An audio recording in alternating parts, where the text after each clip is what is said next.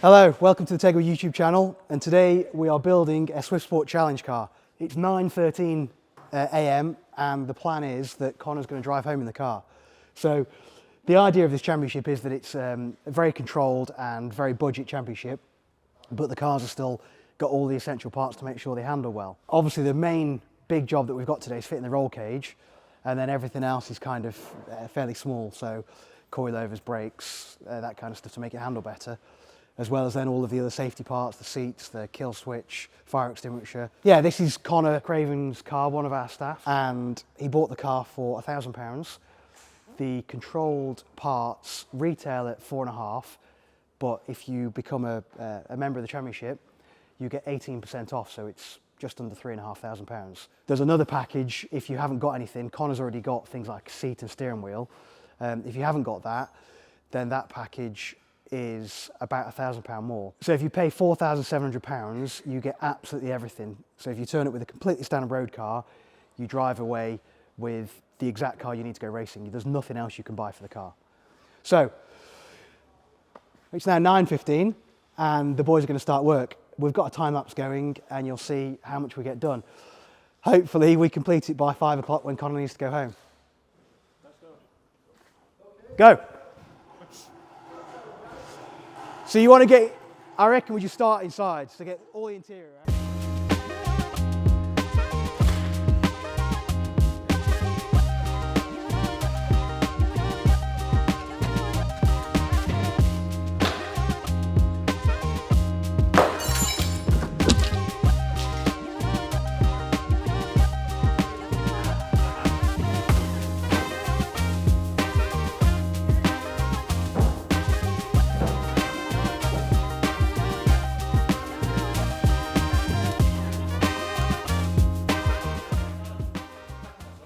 Right, we're just at the last stage of stripping it out. It is 9:57, so the car is completely stripped. All of the carpet's out, literally everything's out that needs to be out. So the bin's full. The seats that have come out are actually really nice, so hopefully Connor thinks he's going to be able to sell them. We are now just about to start getting the cage.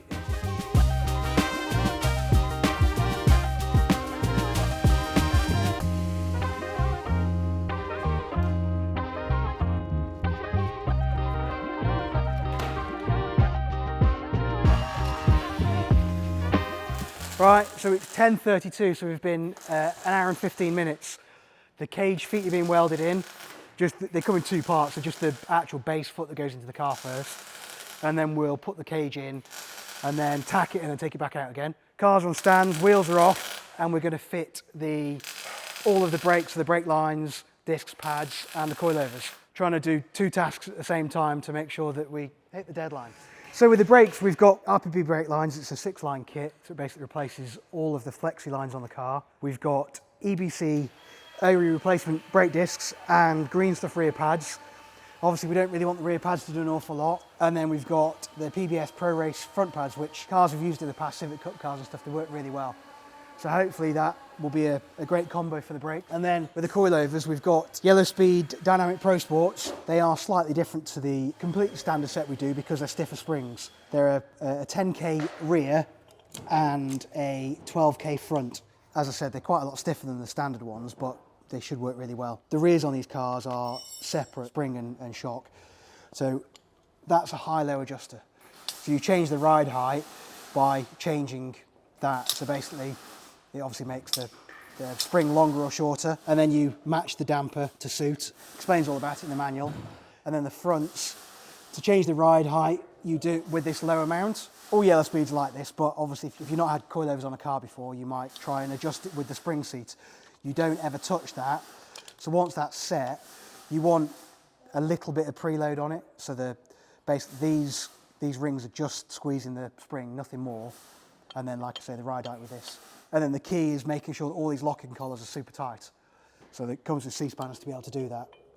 And then to adjust them, there's some gold knobs that just drop into the top of each of the damper, and you just twist them around, and they're a one-way adjuster.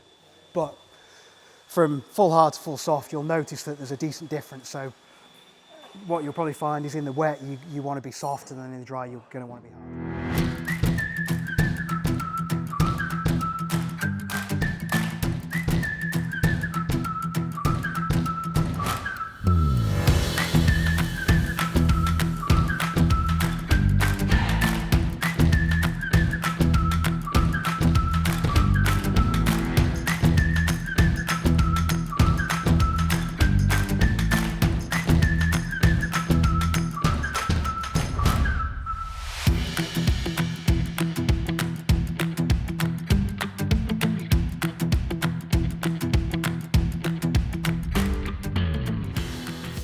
Okay, so it's been just come up to 3 hours now. The progress is really good. We've got the suspension on, the brakes are nearly on, the cage main feet are nearly welded in. So I'm hoping within the next half an hour we'll be trial fitting the actual roll cage. So the Swift comes with a wheel bolt as standard, but we're converting them to studs and nuts. They're just so much easier for when it's a race car. So obviously the hub's bare because we've stripped the disc and the caliper off it. So he's now going to Loctite the stud kit in.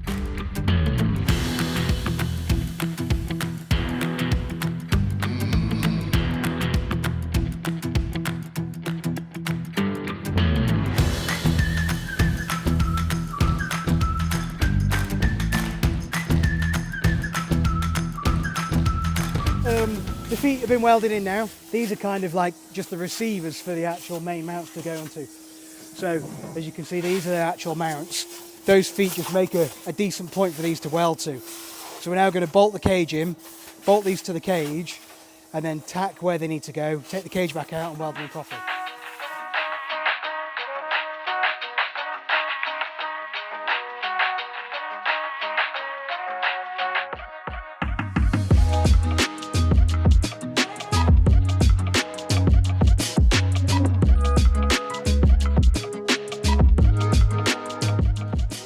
So we're exactly halfway through the day now. Still haven't quite got the cage in. Yeah, we're getting there. There's some localised trimming to be done on the corner of the dash. So we've cut the plastic away, and then this steel bracket here needs cutting as well. It's obviously pretty solid steel, so just sorting that out. And then the front upright of the cage will go in. We've got the main hoop in. As you can see, it fits quite well. We had to feed it in and then rotate it in. And then whilst we're doing this, Connor's still under the car sorting the rear brake lines. All of the yellow speed dampers are on now. That was quite an easy fit. It's just that some of the brake lines are corroded, so they're taking a bit longer than they should have done.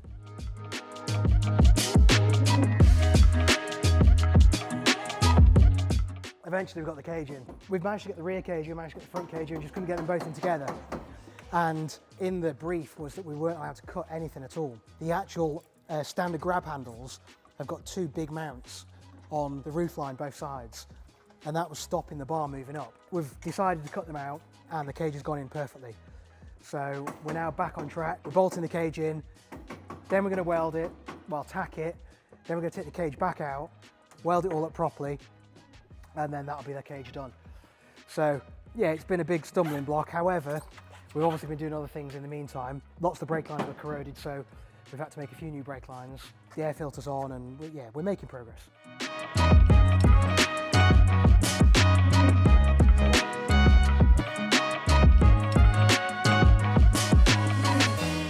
Obviously we're a bit behind. We now only got 2 hours to go.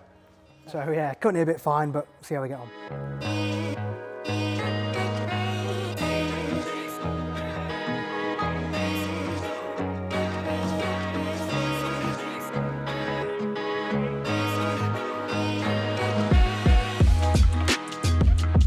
So we're just doing the kill at the moment. We fed these two wires through to the kill switch, and also this twin. Basically what we need to do is take off the alternator and this distribution block, and we're going to put one end of the kill switch to that, and then the other end of the kill switch to the battery. This twin, we're then going to go on to the live of the fuel injector relay, basically split that wire so that the kill then kills the fuel injector relay as well. If we didn't do that, then the engine would just run on, because basically the alternator would make, because the alternator would be giving the engine power, it'd make it keep running.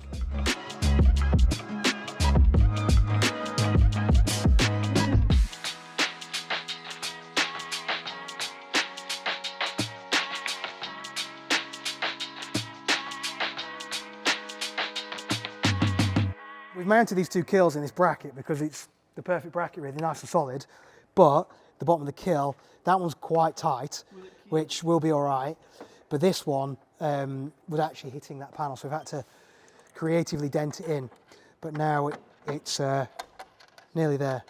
Right, well, it's 4:52.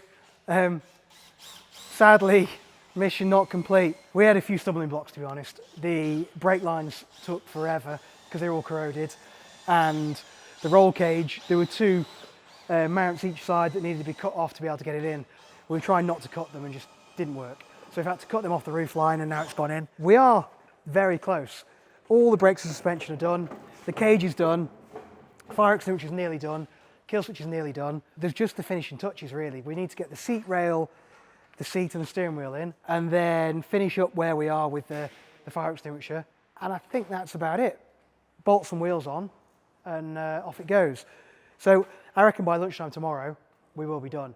Which, if we were doing a proper day and work until 9 or 10 o'clock tonight, we'd be done. But obviously, we want to finish at 5. So yeah, we're 3 or 4 hours short of where we need to be. So we'll be back tomorrow morning to finish off. And again, we'll carry on the time lapse. So hopefully it only takes a few more hours.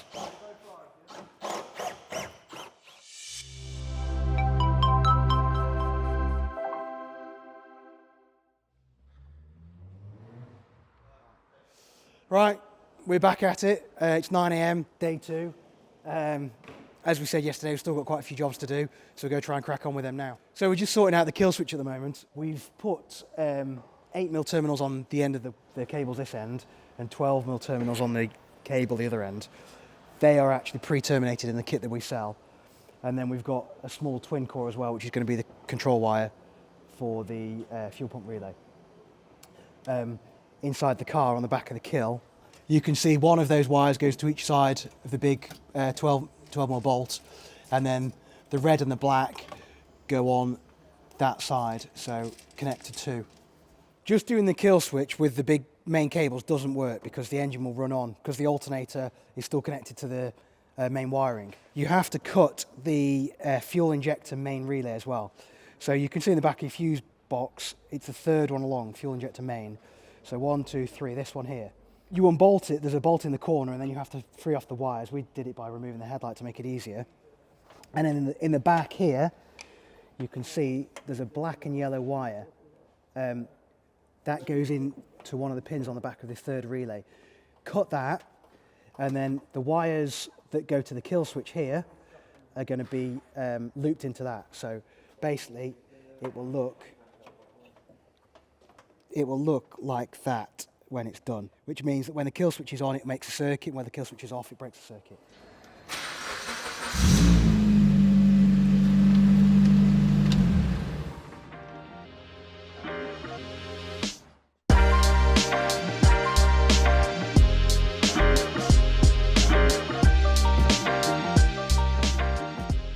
We thought we had the cage sorted. We got it all in, but didn't put the roof bar in, thinking that we could put that in at the end, and we can't. So we've now got to get the cage back out to get the roof bar in. So don't do what we did, and make sure you get it in the right order. So really, it's the roof bar, the side bars, and the back all have to go in together. Okay, so we've done the rear rain light.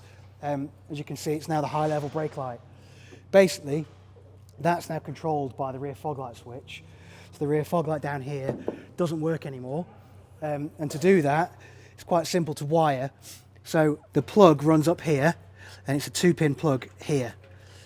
So all we've done is unplug that, cut the wires, put 2 connectors in.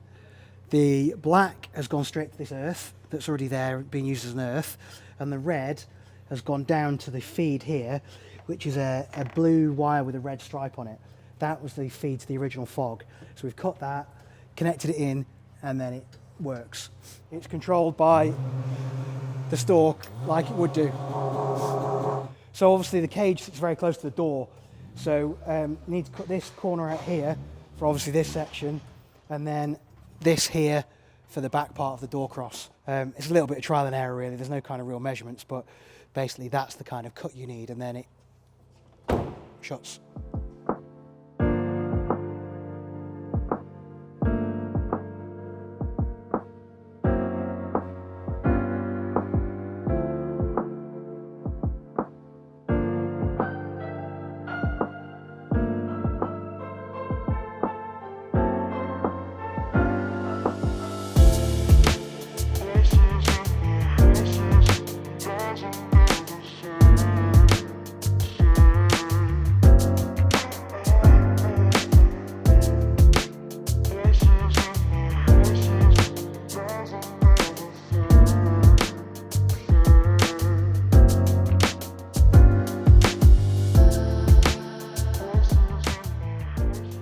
Good morning, it's day 3 and the car is out of the workshop and ready to go.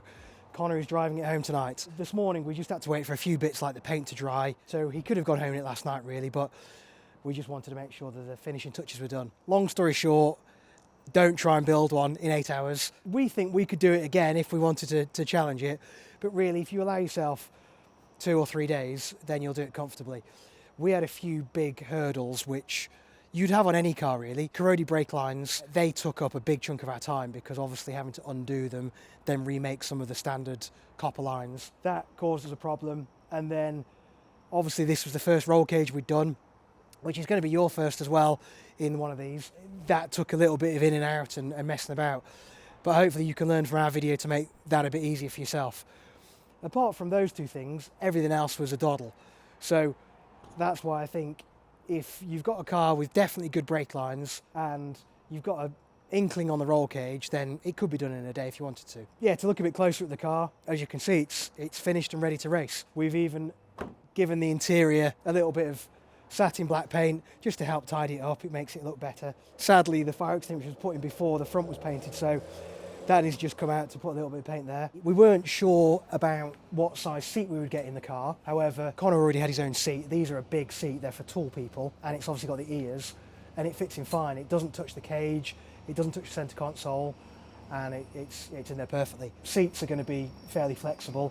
Obviously with the package we provide an OMP seat, which is a really nice seat and fits in nicely too. Also you can see the radio panel, so we haven't actually made anything for that. All we've done is remove the radio from behind and then reuse the front plate, and then where one of the buttons came through we've put the kill switch, where another button came through we've put the pull cord for the kill switch, and then we've made another hole for the fire extinguisher pull cord. Obviously, as you can see if you've got a close eye, we're missing a solderless nipple for that.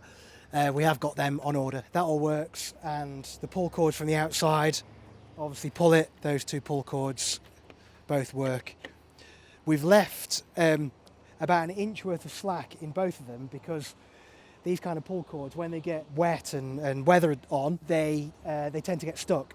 So I've told Connor that if you leave 1 inch on them once a week or twice a week, whenever you think about it, just work them up and down by the inch, and then that will stop them from getting seized. The door cards, as we mentioned before, you need to do a small cut at the back and a small cut at the front, but nothing major really. And then the only thing left that we haven't done yet is the aero catches. The boot needs aero catches and the bonnet needs aero catches. The boot needs them because it's got an electric release, which obviously in the event of an accident and the kill switch is off, you wouldn't be able to open the boot.